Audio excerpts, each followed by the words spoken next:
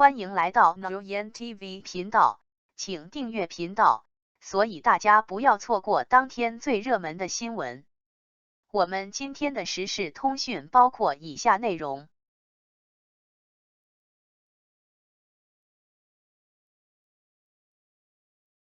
从概率学角度解析博君一肖孰真孰假。王一博这两天属实有点不太消停，先是奥室里来个真人出镜，虽然秉持着一贯的帅不惊人死不休的原则，但其中有些小点缀让我都瞪大了钛合金狗眼，红绿黄一片缤纷，小头香小拳拳一样不落，再配上酷盖那似笑非笑的一弯含情目，似喜非喜的两簇拢烟眉，感觉这要是不加带点什么私货的话，都对不起这一顿折腾。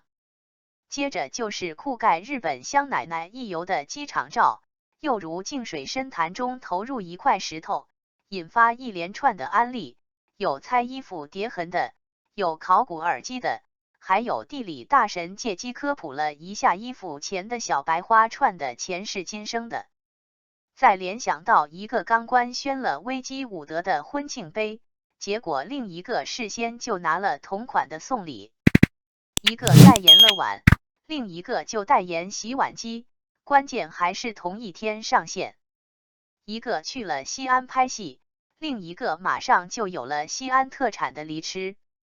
一个刚抱怨车厘子有点酸，另一个马上空投5A，结果那位放开了肚皮吃，一嘴塞3车厘子，还上了热搜。一个不会做饭的，从剧组回家居然带回来全套的锅碗瓢盆。一个酸奶见面会，据说衣服还撞了衫，更遑论那句差点让人惊掉下巴的他喜欢搬家露营。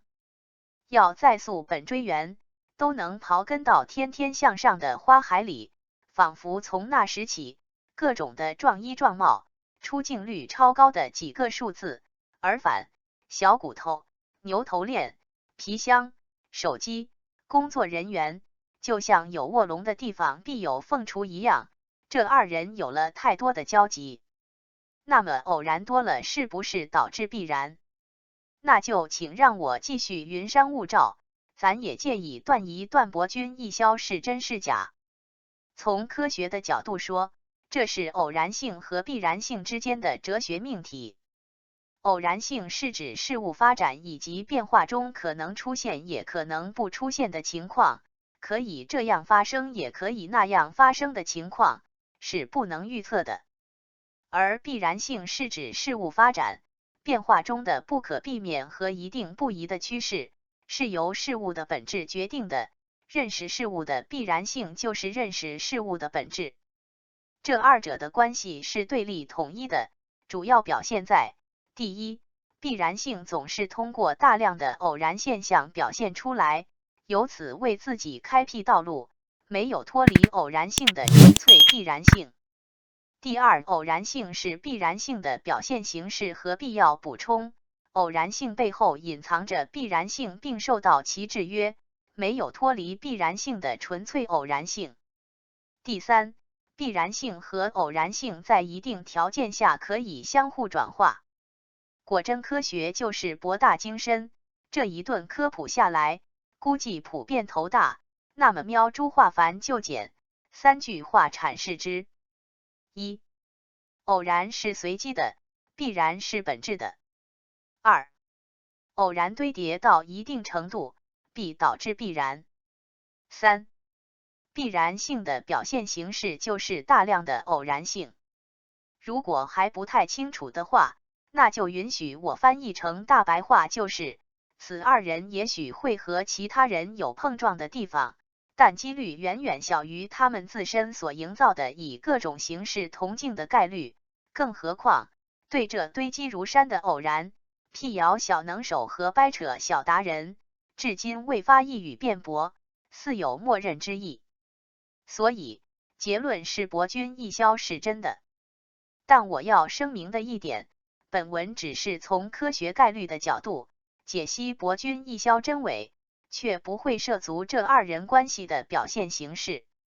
原因也有3：1、那是一个公民最神圣的隐私权，外人无权窥探，更无权干涉。是朋友情也罢，是同事情也可，是社会主义兄弟情也重，那都是人家私事，所以吾等也不必太过探头探脑。